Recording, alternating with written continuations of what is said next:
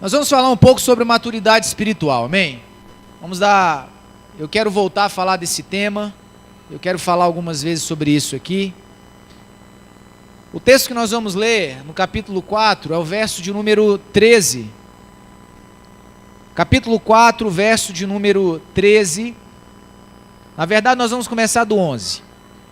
Diz assim a palavra do Senhor: E ele mesmo deu uns para apóstolos, outros para profetas, outros para evangelistas, e outros para pastores e doutores ou mestres, dependendo da sua tradução bíblica.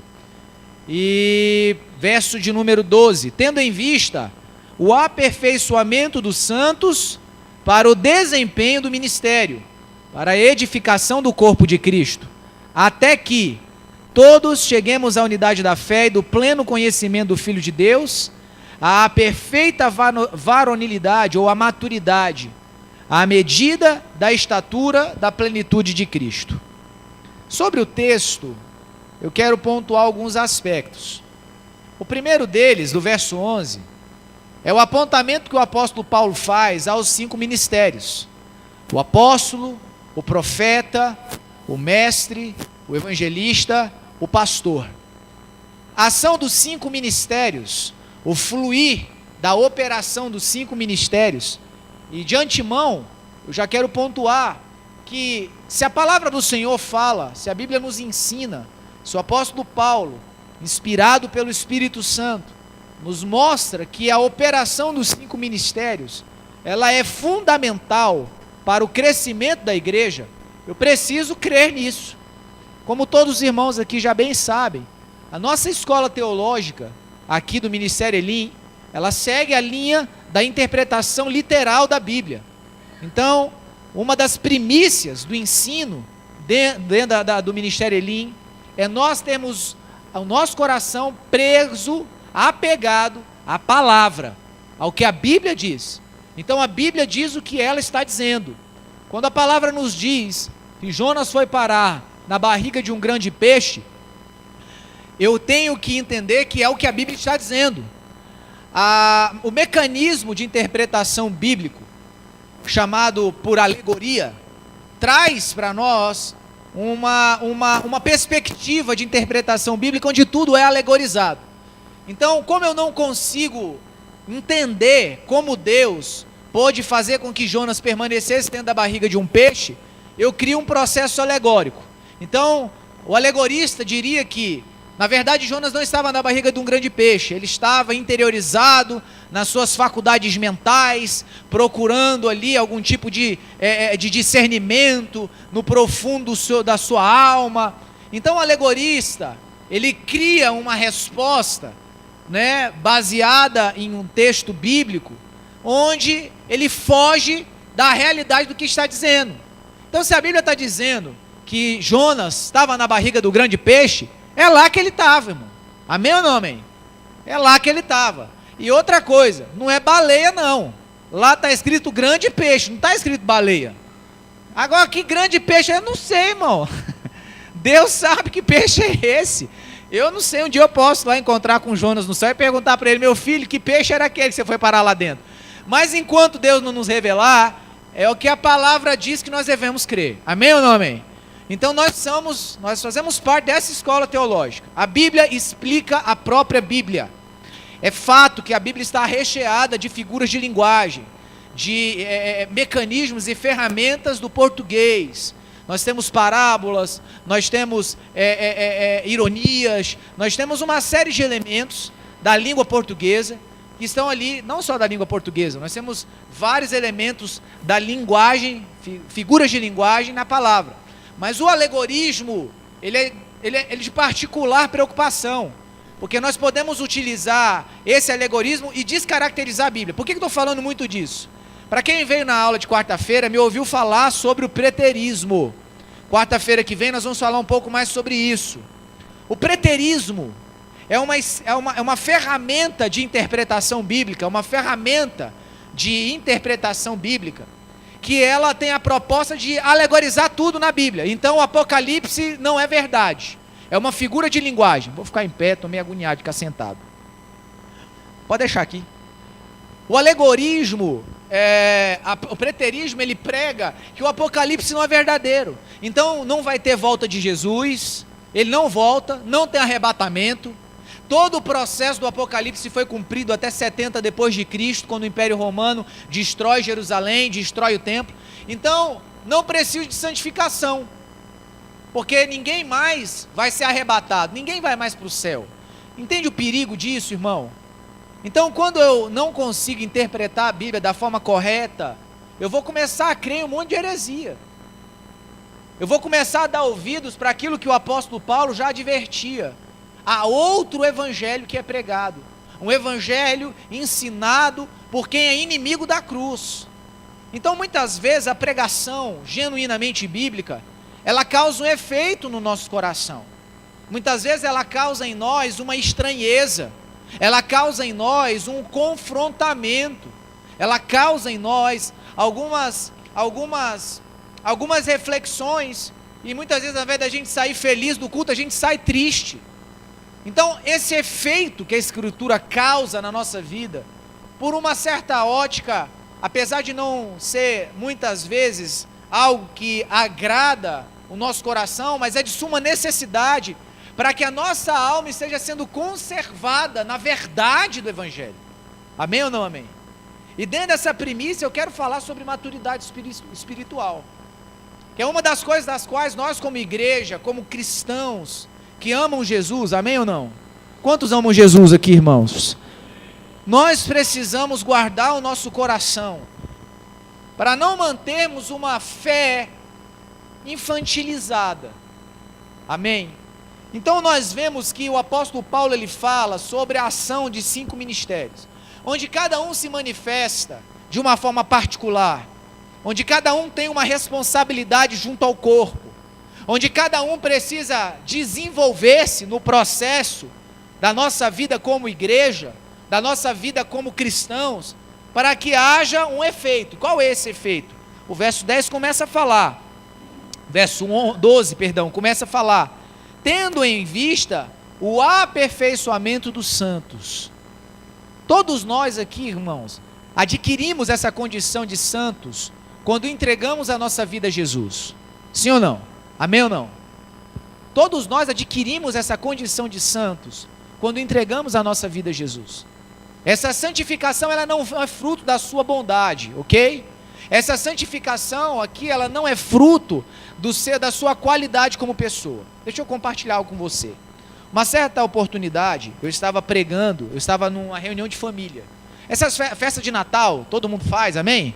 O pessoal às vezes tem a mania de comer meia-noite, não sei para que isso, né, irmão? Tortura, né? Aquela comida boa e só pode comer meia-noite, né? É uma coisa terrível, irmão, né? Mas a gente fica lá, né? Tem comunhão lá, fica olhando, só sentindo aquele cheiro, né? Ai, meu Deus, é uma prova, irmão, esse negócio de comer meia-noite, né? Quem concorda comigo que não precisava comer meia-noite, irmão? Amém, irmão. Eu vou passar a ceia de Natal lá na sua família, um pouquinho. Né? Negócio de comer meia-noite, mas essa é outra história. Nós estávamos lá, nesse processo de esperar a comida, aquele sofrimento. Aí vendo televisão lá, aqueles programas que passam de Natal. E aí eu estava conversando com uma prima minha. E alguma coisa apareceu na televisão e falou acerca da questão de céu e inferno. Aí ela me questionou, eu não acredito que Deus vai me enviar para o inferno. Eu já estava convertido nessa época, e ela me questionou, meio assim na defensiva, né? Eu não acredito que Deus vai me enviar para o inferno. Aí ela começou a dizer, eu sou uma pessoa boa, eu nunca roubei ninguém, eu nunca matei ninguém, eu sempre faço boas ações, eu tenho um grupo que a gente faz doações, a gente ajuda pessoas necessitadas. Por que Deus iria me mandar para o inferno? Aí eu disse assim para ela, de fato, na sua visão sobre justiça, você é uma pessoa boa, concordo com você, joinha para você. Você é uma pessoa justa, você é uma pessoa boa, no seu padrão de avaliação. No seu padrão de avaliação, você é uma pessoa acima da média, inclusive. Você faz boas ações. Mas você está dizendo para mim que você quer morar no céu. Você está dizendo para mim que você quer estar no céu. Agora, tem pessoas aqui, que às vezes quando você vai na casa de alguém visitar, a pessoa tem certas regras, não tem? Tem gente que quando você vai na casa dela, a pessoa gosta que você entre descalço, não é? Ela gosta de manter o chão limpinho ali e não gosta que ninguém entre descalço. Quem já conheceu gente assim? Irmão, a casa de quem? Não é da pessoa? Sim ou não, igreja? Me ajuda a pregar. A casa não é da pessoa? Ué, então eu tenho que obedecer a regra dela, sim ou não? Se ela quer que entre descalço, então vamos entrar descalço. É ou não é? Ou então você fica do lado de fora, não é? Então, nós estamos falando de entrar no céu. Se eu quero entrar no céu, eu tenho que seguir as regras de quem? Do dono do céu. Quem é o dono do céu, irmão? Ué, então eu tenho que seguir a regra dele, né?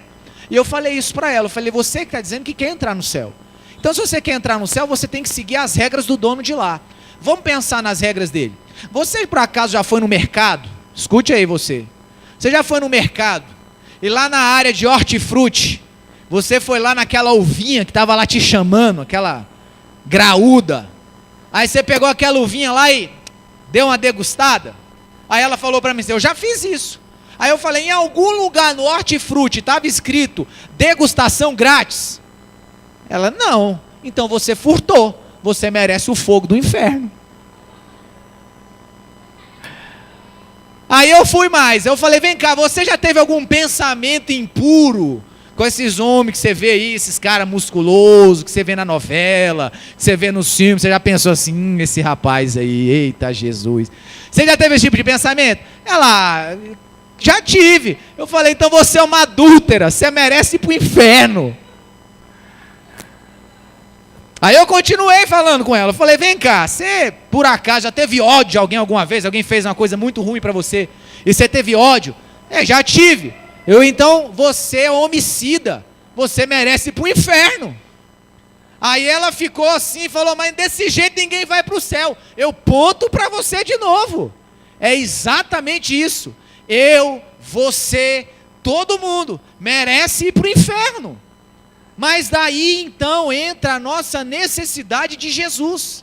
Exatamente porque eu e você, pelo nosso padrão de justiça, nunca poderíamos ir para o céu. Então Jesus se faz tão necessário. Por isso nós precisamos dele como Salvador. Por isso nós precisamos dele como alguém que vai remir os nossos pecados. Porque dentro das nossas ações o que a gente merece é o inferno. Porque esse é o padrão de justiça de Deus. É um padrão muito elevado. Amém ou não amém? Então nós não somos santos por boas obras, está claro isso? Nós não somos santos porque somos pessoas melhores do que aquele pecador, do que aquela pessoa que está lá presa no alcoolismo, presa nas drogas, presa em qualquer tipo de pecado. Mentira é pecado, viu, irmão?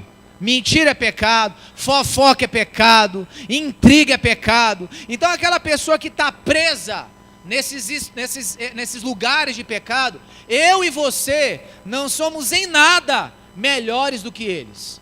Cada um de nós, irmãos, viveu dentro de uma prisão de pecados, e unicamente o amor e a graça de Cristo foram que nos arrancaram desse lugar. Amém? Está claro isso aí?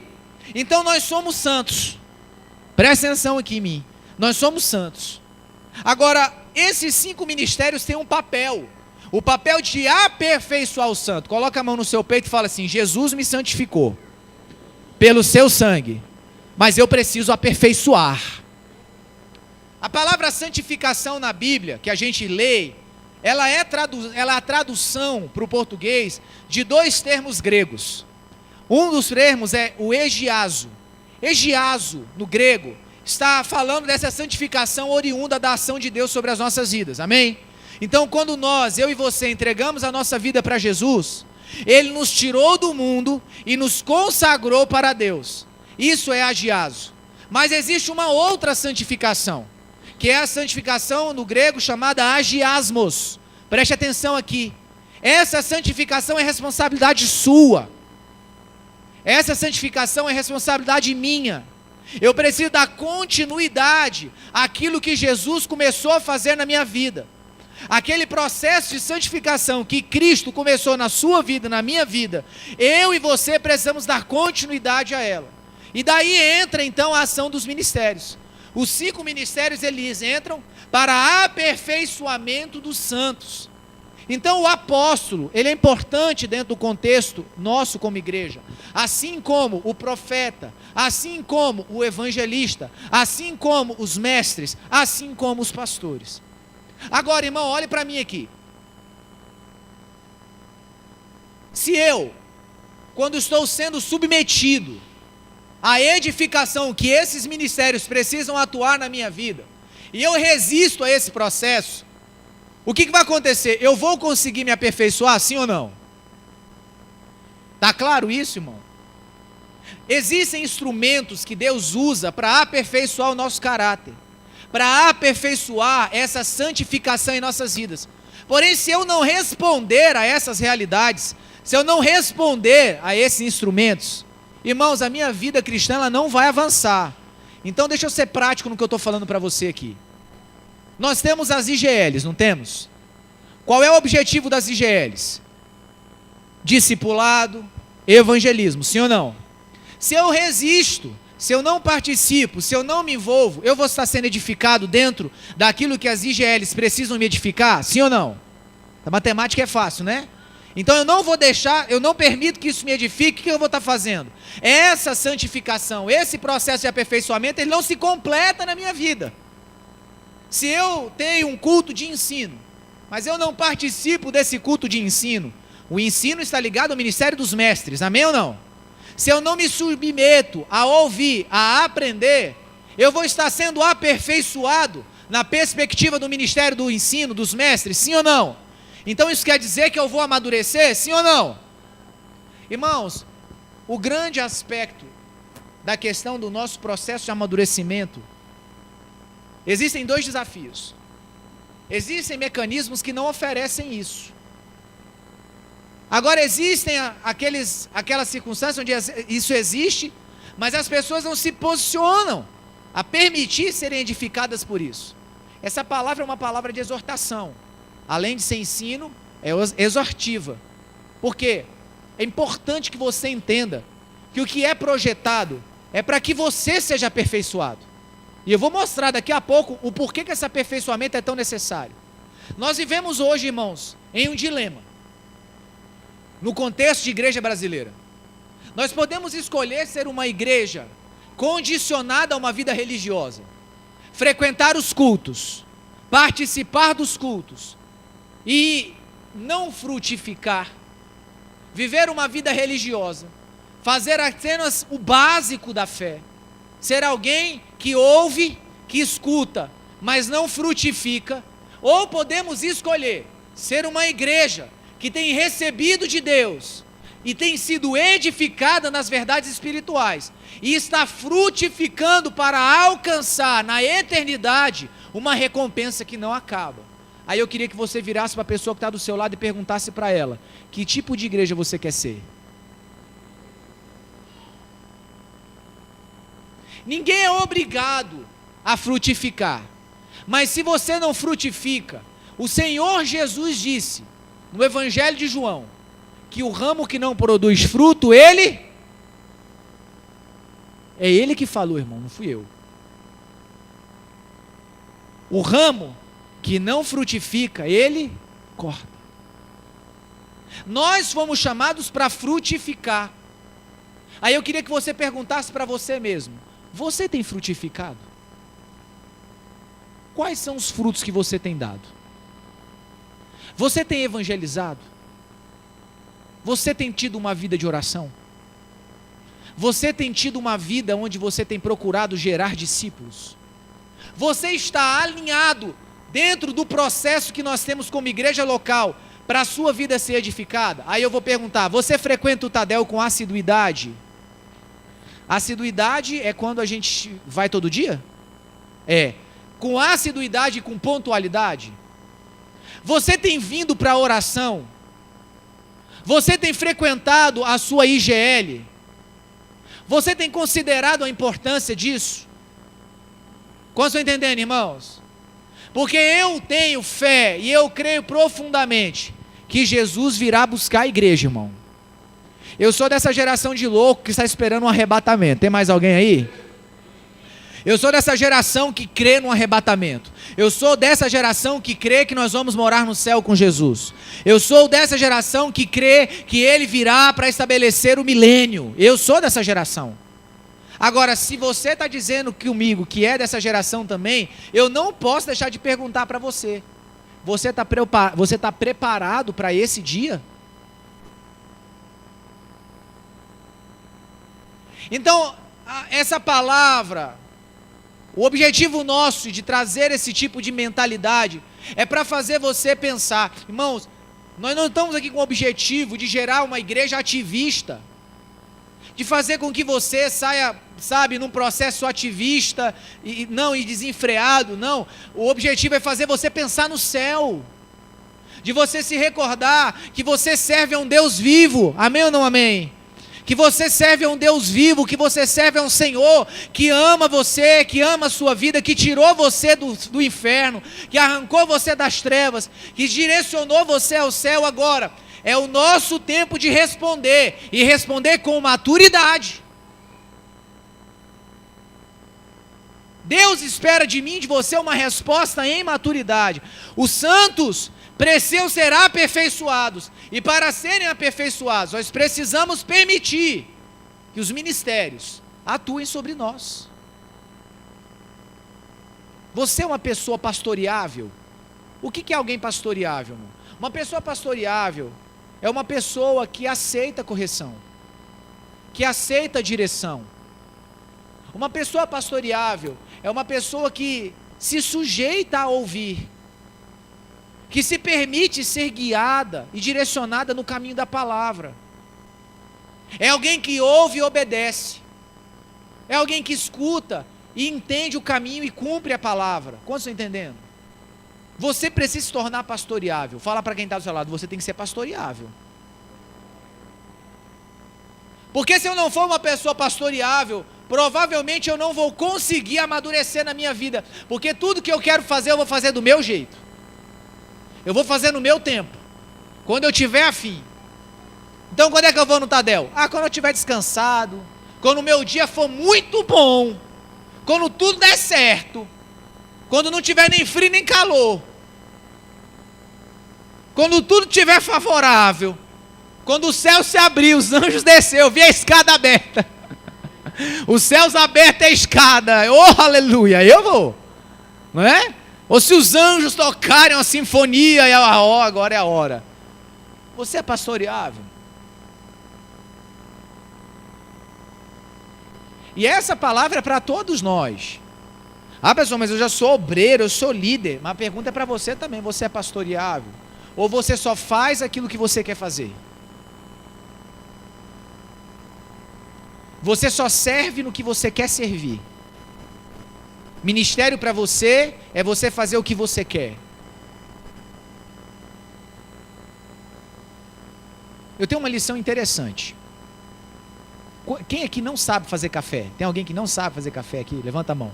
Uma pessoa, amém. Tem ali Thaís, Pastor Ed, Bira. Não sabe fazer café, Bira? Tá. Irmãos, o que aconteceria se eu desse para uma pessoa, Pastor Ed da vida, eu também não sei fazer café, a Thaís, eu vou dar um papel com uma receita, escrito, quantos xícaras de pó, colher e tal, e vou dar para a pessoa. Tá vendo como eu sei, né? Já deu para notar o tanto que eu conheço do trem, né? Então você dá uma receita para a pessoa e fala, olha, você vai pegar essa receita, visto lá atrás, pó, açúcar, água. Vai lá fazer o café. E aí a gente propositalmente dá uma receita de café forte. Quem gosta de café forte? Quem gosta de café doce? Então eu dou uma receita, preste atenção, eu dou uma receita para a pessoa fazer um café forte. Essa pessoa nem sabe fazer café. Ela já vai lá fazer um café que metade das pessoas não vai gostar. Assim é a nossa vida ministerial. A nossa vida ministerial, muitas vezes a gente vai ganhar uma direção para fazer algo da qual a gente não faz ideia de como fazer. Nós vamos ganhar às vezes até uma receita, um caminho, mas você vai ter que ir lá e quebrar a cabeça para fazer. E provavelmente o que você vai fazer, metade das pessoas vai gostar e a outra metade não vai gostar. E sempre vai ter aqueles mais espirituais que vão preferir Todd. Aí, ó, glória a Deus, tem crente nessa igreja. Não é? Irmãos, a nossa vida ministerial é isso. Às vezes nós vamos receber tarefas das quais a gente não faz ideia como fazer. Como é que eu vou cuidar disso? Como que eu vou fazer isso? Deus vai te dar graça para fazer. Agora fique certo, que tudo que você vai fazer, sempre vai ter gente que não vai gostar. Sempre vai ter alguém que vai dizer que o que você fez não está bom o suficiente. Agora, se você não for uma pessoa madura, essa mera circunstância vai ser aquilo que vai limitar você de crescer. Não, eu não sei fazer isso, então eu não vou fazer. Não, eu nunca fiz isso na minha vida, então eu não vou nem colocar a mão. Não, vai ter gente que vai dizer que eu fiz algo errado, então com medo de ser rejeitado eu não faço. Ou, não, eu não quero fazer café, eu não bebo café, então eu não vou fazer café. Olhe para mim, irmãos. Alguém maduro é alguém que serve pela simples razão, pelo simples entendimento de que o nosso papel aqui é servir os nossos irmãos em tudo, inclusive naquilo da qual você não faz ideia de como fazer. Então, irmãos, nós precisamos nos colocar no nível de maturidade. Eu queria que você pensasse em você agora, porque talvez você seja uma pessoa assim, uma pessoa que só faz aquilo que quer fazer, que só participa das coisas quando se sentir muito motivado, ou só participa daquilo que talvez você faz porque você quer agradar alguém que te chamou. Eu vou fazer isso porque eu gosto muito do pastor Ed, ele é uma pessoa tão simpática, eu vou fazer para agradar ele. Não, irmão. Se eu e você não entendermos o que a gente faz por nosso Deus, esse mesmo Deus que você não merecendo arrancou você lá do mundo. Irmãos, nós vamos viver uma vida muito amargurada, e tudo vai ser um peso. É aquilo que eu gosto muito de repetir quando eu ministro. Se Jesus não for suficiente para você, a cruz sempre vai ser um fardo pesado demais para carregar. Então, quando Jesus não é suficiente, todas as coisas têm que me favorecer, porque senão eu não movo um pé. O clima tem que favorecer, o momento tem que favorecer, a história tem que favorecer, tudo tem que estar favorável. Se tiver um obstáculo, eu paro de fazer. Se tiver um incômodo, eu paro de fazer. Porque o que nos falta é maturidade. E eu não estou falando, irmãos, talvez essa palavra possa estar ofendendo alguém, deixa eu explicar. A maturidade espiritual, ela é diferente da maturidade biológica. Tem pessoas que podem ter um nível de maturidade de vida muito grande, muita experiência, muita vivência, mas isso não quer dizer que você tenha maturidade espiritual. Porque a maturidade espiritual não é definida pela idade que você tem. A maturidade espiritual, ela é definida pelo quanto você deixa a cruz tratar o seu caráter. Então, se você vive 30 anos dentro da igreja e não deixa a cruz tratar o seu caráter, você vai continuar imaturo. Você vai continuar fazendo só o que você quer, só quando você quer, só na hora que você quer. Você só vai servir as pessoas quando te convier. Você só vai servir as pessoas quando você concordar com elas. Você só vai ajudar as pessoas quando aquilo te beneficiar. Olhe para mim, agora eu vou bater com força. Se ainda é o seu comportamento, você ainda é um menino na fé. Se você ainda só serve as pessoas porque você concorda, quando você discorda, você não serve, você é imaturo. Se você ainda só serve quando convém você servir, você ainda é imaturo. Se você ainda só serve quando você está confortável naquele lugar, você ainda é imaturo. Sabe quando você começa a absorver e entender que você saiu da imaturidade, passou para a maturidade? Quando você começa a fazer coisas das quais deixam você numa zona de desconforto. Irmãos, é bênção a gente falar das coisas que a gente vive. Quando eu comecei a andar com o nosso pastor, o pastor Jonatas, e é evidente como um bom pastor que ele é, ele precisava tratar meu caráter. Ele me levava para a Trindade, irmãos. No início, pastor Daniel. Ele me levava para a Trindade, me deixava sentado lá no hallzinho lá do escritório, Marcelo. E ia fazer reunião a tarde toda. E eu não conhecia uma viva alma naquele lugar. Eu passava a tarde inteira sentado naquela cadeira, tomando café, lendo revista. Eu lia as revistas e me sempre tudo. Pensa, alguém que sabia tudo era eu. Irmãos, se fosse talvez em outro tempo, eu poderia ficar assim, caramba, eu estou relacionando com esse pastor aí abençoado, ele me larga aqui, me esquece aqui, me deixa aqui 1h da tarde, vai aparecer 6 da tarde, não atende telefone, eu fico aqui sem fazer nada. Mas irmãos, eu aprendi que a maturidade é provada quando eu sou tirado da minha zona de conforto. E eu pensei, eu estou aqui porque eu quis estar. Eu quis ser pastoreado. E eu preciso me submeter ao processo, sendo confortável ou não. Então eu não vou andar com o pastor Jonatas só quando isso me for confortável ou só quando isso me for favorável. Mas quando for desconfortável e quando aquela situação me colocar em constrangimento, é nesse momento que vai ser provada a genuinidade do meu propósito. Isso é discipulado. Porque tem gente que quer ser discipulado, só que o discipulado na cabeça dele é ser mimado. É toda semana pastor ligar, perguntar como é que você está? Você está bem? Você está comendo? Você comeu seu espinafre?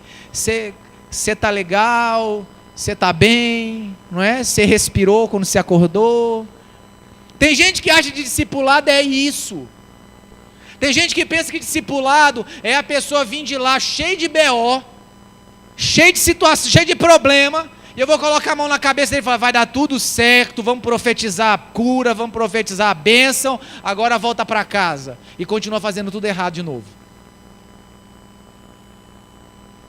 Tem gente que acha que discipulado é, eu vou sei lá, fazer tudo que é burrada, depois chamar seu discipulador para arrumar.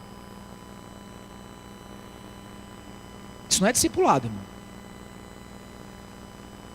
Discipulado é alguém que te dá uma direção. E se você quer ser discipulado, você vai acatar. Volta para sua casa, meu filho, e começa a orar. Aí você volta para casa e começa a... Volta para sua casa, meu filho, e vai ler Bíblia. Aí você volta para casa e começa a ler. Quando o seu discipulador falar para você assim, agora vai mais uma taca boa.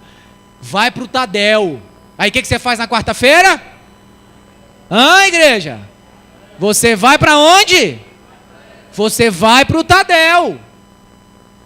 O seu discipulador fala para você, vai para a igreja no lar. Aí você vai para onde? Vai para a igreja no lar. Entendeu? Isso é discipulado. É quando você está disposto a se submeter a alguém para ajudar você no processo de aperfeiçoamento. Porque todas as vezes que eu sou instruído num processo e eu rejeito no meu coração, eu já deixei de permitir que a ação da cruz trate o meu caráter. Agora, por que o corpo, os santos, melhor, precisam ser aperfeiçoados? Continua aí o verso 12. Tendo em vista o aperfeiçoamento dos santos para o quê? Para o desempenho do ministério, para a edificação do corpo. Se os santos não são edificados para exercer o ministério, o corpo não vai ser edificado. Perceba que as coisas estão ligadas, irmãos. Se os santos não se permitem ser aperfeiçoados para exercer o ministério, o corpo não é edificado. Porque não se edifica com teoria, se edifica com prática.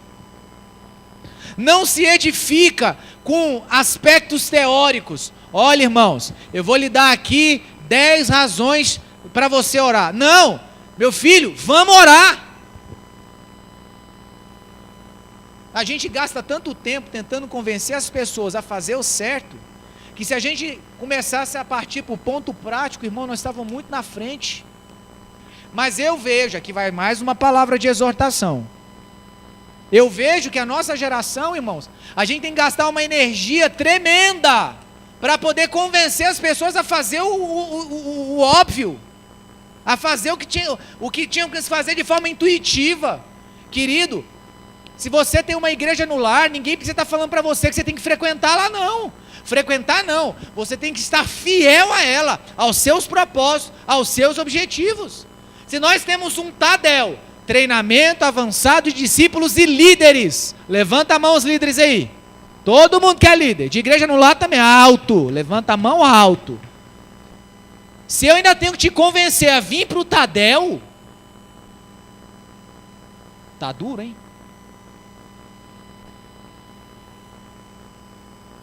Eu ainda tenho que convencer você todo domingo falando aqui que tem que vir para um TADEL.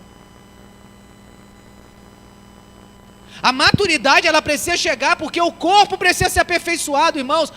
Meu coração está aflito por causa da quantidade de almas que estão se perdendo. E a gente gastando tempo aqui tentando convencer as pessoas a fazer o óbvio. Não aqui, mas no sentido geral. Tentando convencer a necessidade de orar, tentando convencer as pessoas. Irmãos, eu vou falar que eu fiquei extremamente triste quando eu soube que na nossa vigília de fechamento do propósito, muitos líderes e muitos irmãos da igreja não estiveram aqui. Qual é a desculpa? O que você estava fazendo de 10 à meia-noite que não podia vir para cá orar?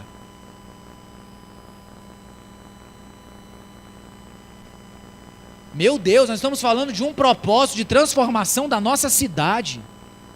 Nós estamos falando de um propósito para que vidas sejam restauradas. Nós estamos falando de um propósito para que Deus mude a história da nossa cidade.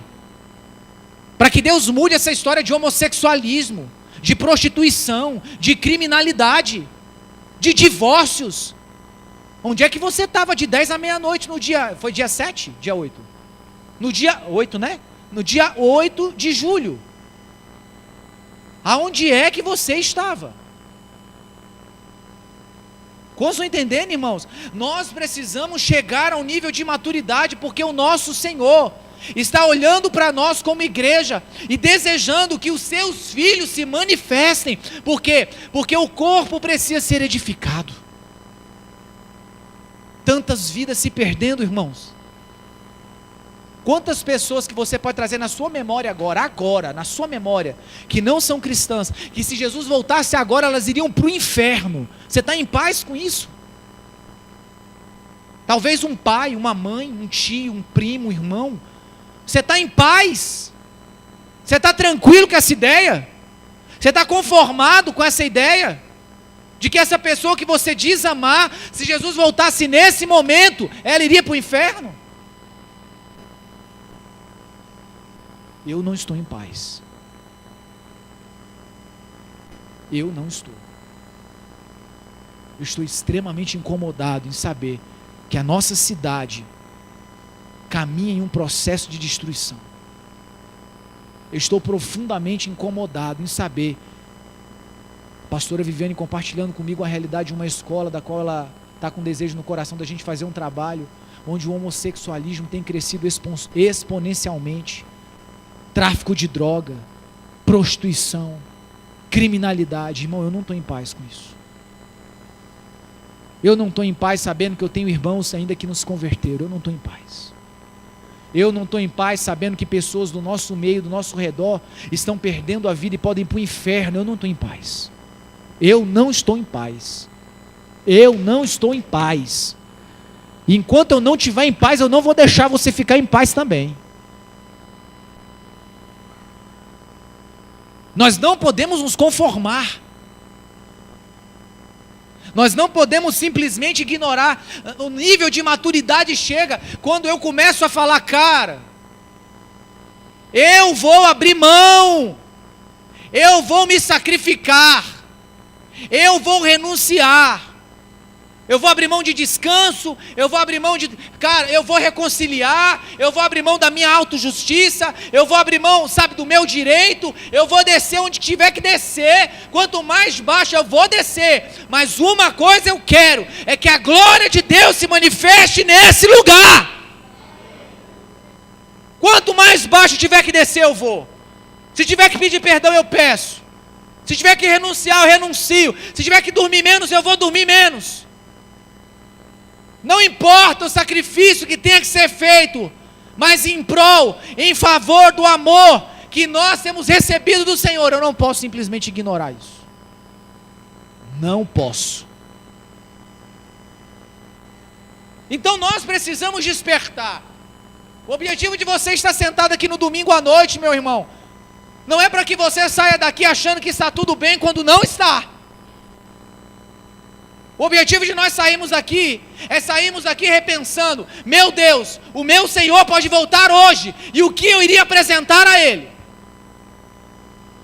O meu Senhor pode voltar hoje, e quando Ele me perguntasse, como nós vimos no vídeo aqui que o pastor Jonatas trouxe, no dia do juízo, quando Ele perguntasse a mim, se eu fiz o que Ele me mandou fazer, o que eu vou dizer para Ele? Não, Senhor, estava ocupado demais.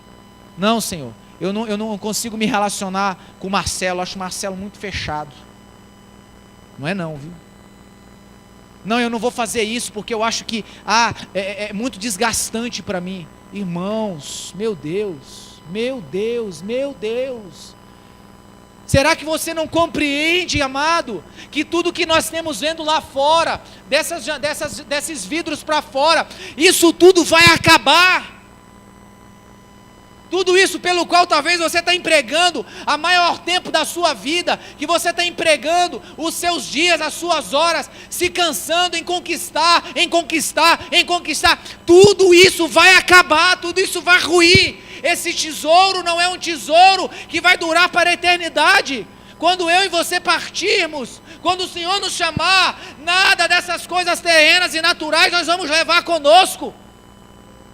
Será que ao olhar lá para fora, você não consegue entender e visualizar que tudo isso vai passar? Nós estamos aqui para nos desconectar dessa vida turística, de estarmos no mundo, mas de entendermos que estamos aqui em um processo temporal e que precisamos conquistar e precisamos edificar coisas eternas. Alcançar e conquistar coisas eternas, investir o nosso tempo em edificar essas riquezas que Jesus mandou edificar, tesouros, mas no céu, não na terra, riquezas no céu, não na terra. Então a maturidade ela chega quando eu começo a entender essas realidades. E eu paro de colocar dificuldades e eu começo a propor soluções. Eu paro de potencializar os abismos e começo a construir pontes. Eu paro de me fechar para as verdades de Deus, para libertar meu coração, e me apego a elas. Se tiver que renunciar, renuncio. Aí eu vou poder cantar, que Ele cresça. Cantar algo que eu estou vivendo. Cantar algo que eu esteja disposto a viver. Não porque a letra é bonita. Não porque ela realmente fala de verdades, porque ela fala de verdades, mas cantar porque eu estou vivendo. Que Ele cresça, então que Ele cresça. Que eu diminua, então eu vou diminuir.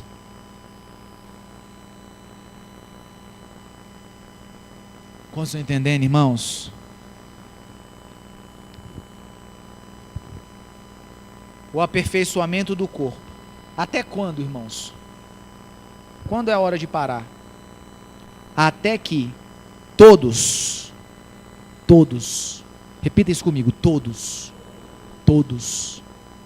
nós temos que continuar lutando até que todos cheguemos à unidade da fé e do pleno conhecimento do Filho de Deus, à perfeita varonilidade, à maturidade, à medida da estatura da plenitude de Cristo, para que não sejamos mais meninos, inconstantes, levados ao redor por todo o vento de doutrina, pelo engano dos homens, que com astúcia induzem ao erro. Não mais meninos, não mais inconstantes, não mais vivendo temporadas, temporada bem, temporada mal, mês está crente, mês não está, semana vem, semana não vem, constantes, não mais meninos, maduros em Cristo. Se tiver que levar, se tiver que oferecer a outra face, é isso que nós vamos fazer. Se tiver que andar a segunda milha, é isso que nós vamos fazer. Se tiver que perdoar 70 vezes 7, serão 70 vezes 7. Se tiver que recomeçar, vamos recomeçar. Se tiver que ser fiel, é fiel que nós vamos ser. Até a morte se precisar. Mas não mais meninos. Não mais. Não mais murmurantes. Não mais. Não mais pessoas que estimulam e promovem a contenda. Não mais. Não mais. Chega. Promotores da paz. Promotores da reconciliação. Promotores da verdade e da retidão da palavra. Ternos em amor, mas firmes na doutrina. Não mais meninos. Não mais com comportamento que não é condizente com aquilo que nós cremos. Não mais. Não mais permitindo ao nosso coração ser terra de amargura, ser terra de aflições, de guardar rancor. Não mais. Não mais. Maduros. Maduros, preparados para toda boa obra. Ajustados ao corpo, submissos aos ministérios, pronto a servir. Aonde? Aonde precisar. Em que hora? Na hora que precisar. Por quanto tempo? Até o fim. Prontos, sem requisitos, sem condições. Não, estou pronto para servir. O que você precisa? Não importa, eu estou pronto para servir. É para carregar pedra? Nós carrega pedra. Quantos estão entendendo, irmãos? Então, até que isso aconteça, nós não podemos parar. Até que todos alcancemos esse nível de maturidade, nós não podemos parar. Não podemos parar. Olhe para a minha igreja, Ministério Elim Sobradinho. Nós não estamos em tempo de fase, nós não estamos em fase de descanso. Ministério Elim Sobradinho, nós não estamos em fase de pegar a ladeira. Nós estamos numa subida. Estamos querendo passar a segunda e colocar toda a força no motor. É disso que eu estou falando, é nesse tempo que nós estamos. Não é hora de descansar. Não é hora de retroceder, não é hora de parar, não é hora de afrouxar, é hora de apertar mais. É tempo de apertarmos mais. É tempo de colocarmos força a toda a força o motor e avançar até que todos alcancemos esse lugar aqui. Até que todos. Isso passa por você. O corpo não funciona apenas com um. O corpo não funciona com dois. Esse meu discurso, irmãos, apesar de provavelmente estar causando algum tipo de impacto em você, não vai resultar em nada se você não aplicar. Se você que sabe que tem responsabilidade, você que é um desses santos que tem sido aperfeiçoados, você que é líder, você que é responsável por IGL, você que é responsável por ministério, se esse discurso não for o seu discurso, nada vai adiantar. Nada. Porque o corpo não é composto de uma peça.